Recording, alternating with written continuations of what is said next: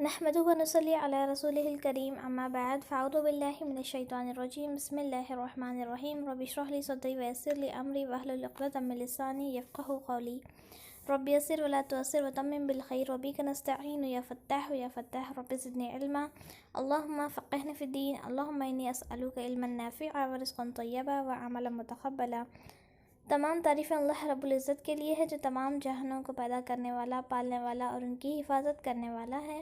درود و سلام ہو محمد صلی اللہ علیہ وسلم پر۔ آج کا جو ذکر ہے وہ بہت ہی جامع ذکر ہے، جس سے ہم اپنے دن اور رات مطلب صبح و شام سے زمین اور آسمان کی بیچ میں پائی جانے والی ہر چیز کے شر سے اور نقصان سے اور مصیبت سے محفوظ ہو سکتے ہیں۔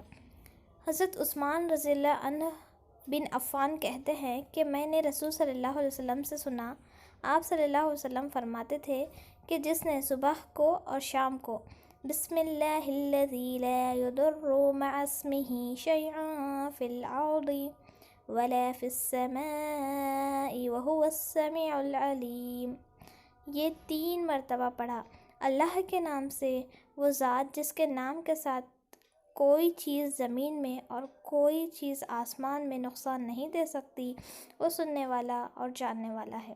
پہلے ہم اس کے معنی پہ تھوڑے سا غور کرتے ہیں۔ دیکھیے، بسم اللہ الذی، اللہ کے نام سے۔ اللہ کون سی ذات ہے جس کے نام کے ساتھ کوئی چیز، مطلب دیکھیے ہم یہاں پر اللہ کے نام سے پروٹیکشن مانگ رہے ہیں کہ کوئی چیز جو کہ زمین پر یا آسمان میں نہیں ہو سکتی، جو اللہ کے اذن کے بغیر نقصان پہنچائے، رائٹ؟ تو اللہ کے اذن کے بغیر زمین اور آسمان، آپ سوچ لیجیے زمین اور آسمان کے بیچ میں کتنی چیزیں ہیں جو ہمیں نقصان پہنچا سکتی ہیں۔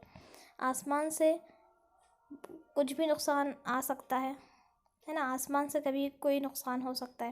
پھر اس کے علاوہ زمین سے بہت سارے نقصانات ہوتے ہیں، کیڑے مکوڑے بھی ہمیں نقصان پہنچاتے ہیں۔ اس کے علاوہ جاندار، وہیکلز، پھر انسان خود ایک دوسرے کو نقصان پہنچا سکتا ہے۔ ہم کاؤنٹ نہیں کر سکتے کہ ہم کتنی چیزوں سے اس دعا میں حفاظت اور پروٹیکشن مانگ رہے ہیں۔ اور پھر اللہ تعالیٰ کی ہم یہ کوالٹی جو اللہ کی ہے، سمیع اور علیم، سننے والا اور جاننے والا، اللہ تعالیٰ ہر چیز کو سننے والا، ہر چیز کو جاننے والا ہے کہ ہمیں کون سی چیز کی کب اور کس طرح سے پروٹیکشن چاہیے۔ تو زمین اور آسمان کی جتنی بھی چیزیں ہیں ہم کاؤنٹ کر سکتے ہیں، کوئی کاؤنٹ کر کے بول سکتا ہے کہ اتنے چیزیں ہیں، 10-12 چیزیں تو ہے نہیں جو کہ ہمیں نقصان پہنچا سکتی ہے۔ اگر ہم سوچیں گے تو دن اور رات گزر جائیں گے کہ زمین اور آسمان میں اتنی چیزیں ہیں جو ہمیں نقصان پہنچا سکتی ہے۔ ایک ہونا الگ ہوتا ہے، مطلب وہ ہے، یہ الگ چیز ہے، لیکن ہونے کے علاوہ نقصان پہنچانے والے بھی بہت ساری چیزیں ہیں۔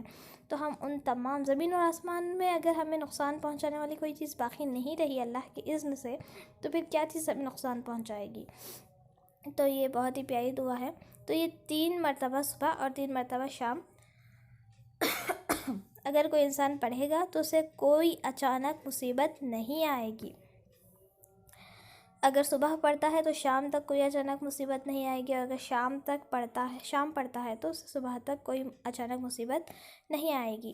راوی بیان کرتے ہیں کہ اس حدیث کو روایت کرنے والے ابان بن عثمان کو فالج ہو گیا، مطلب جس نے اس حدیث کو بیان کیا تھا، جو راوی لکھتے ہیں انہوں نے کہا کہ یہ حدیث بیان کرنے والوں کو فالج ہو گیا۔ تو ان سے حدیث سننے والے ان کو تعجب سے دیکھنے لگے کہ اچانک فالج ہو گیا، اور جتنے لوگوں نے ان کی زبان سے یہ حدیث سنی تھی سب لوگ ان کو تعجب سے دیکھنے لگے۔ تو جب راوی یہ حدیث بیان کر رہے ہیں کہ زمین اور آسمان کے بیچ میں کوئی اچانک مصیبت نہیں آئے گی، زمین اور آسمان کے بیچ میں جو بھی چیزیں ہیں اس سے حفاظت ہوگی، اللہ کے کوئی چیز نقصان نہیں پہنچائے گی، تو یہ جو جتنے بھی لوگ یہ حدیث عثمان رضی اللہ عنہ سے سنے تھے، وہ پریشان ہو کر دیکھنے لگے کہ آپ کو فالج کیسے ہوا، یہ بھی تو زمین اور آسمان کے بیچ کی ہی چیز ہے نا۔ تو انہوں نے کہا کہ کیا ہوا، مجھے کیا دیکھتے ہو، تم مجھے اس طرح کیوں دیکھ رہے ہو؟ اللہ کی قسم میں نے عثمان رضی اللہ عنہ پر جھوٹ نہیں بولا اور نہ ہی عثمان رضی اللہ عنہ نے نبی صلی اللہ علیہ وسلم پر جھوٹ بولا.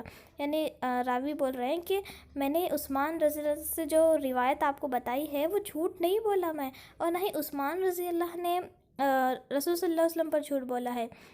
لیکن جس دن مجھے یہ فالج ہوا میں اس دن غصے میں تھا اور یہ کلمہ پڑھنا بھول گیا. یعنی میں غصے میں تھا جس دن مجھے فالج کا اٹیک ہوا، اس وقت میں بہت غصے میں تھا اور میں یہ بولنا، یہ دعا پڑھنا، یہ پروٹیکشن لینا بھول گیا، اور وہ بھولنا میرے لیے چوک تھی اور مجھے فالج کا اٹیک ہو گیا. مگر اگر وہ راوی اس دن وہ دعا پڑھتے تو ان کو فالج کا اٹیک نہیں ہوتا.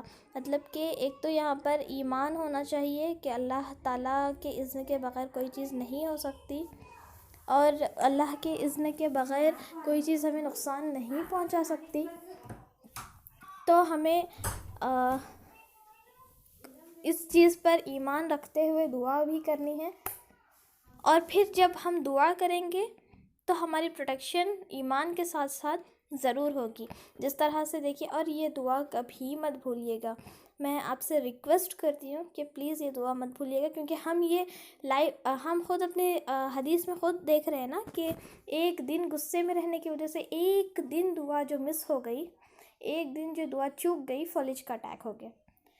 تو یہ بہت ضروری دعا ہے اور بہت جامع دعا ہے، بالکل آسان دعا ہے، کوئی مشکلات نہیں ہیں. عربی بولنے والوں کے لیے تو بہت آسان ہے، جو تھوڑی بہت عربی سنتے ہیں سمجھتے ہیں ان کے لیے تو بہت آسان ہے. ادروائز دوسروں کے لیے بھی بہت آسان ہے، بہت جامع ہے. اور اس کا ہم انسیڈنٹ دیکھ بھی رہے ہیں کہ ایک راوی نے غلطی کی، ایک مرتبہ نہیں پڑھا تو پھر ان پر فالج کا اٹیک ہوا. اور ہم پڑھتے ہیں تو پھر ہمارے لیے کوئی اچانک مصیبت نہیں آتی، اور ہم یہی چاہتے ہیں کہ ہم پر کوئی مصیبت نہیں آئے، رائٹ. تو امید کرتی ہوں کہ آپ کو دعا پسند بھی آئی ہوگی اور پھر بہت جامع بھی لگی ہوگی. جزاکم اللہ خیر. السلام علیکم ورحمۃ اللہ وبرکاتہ.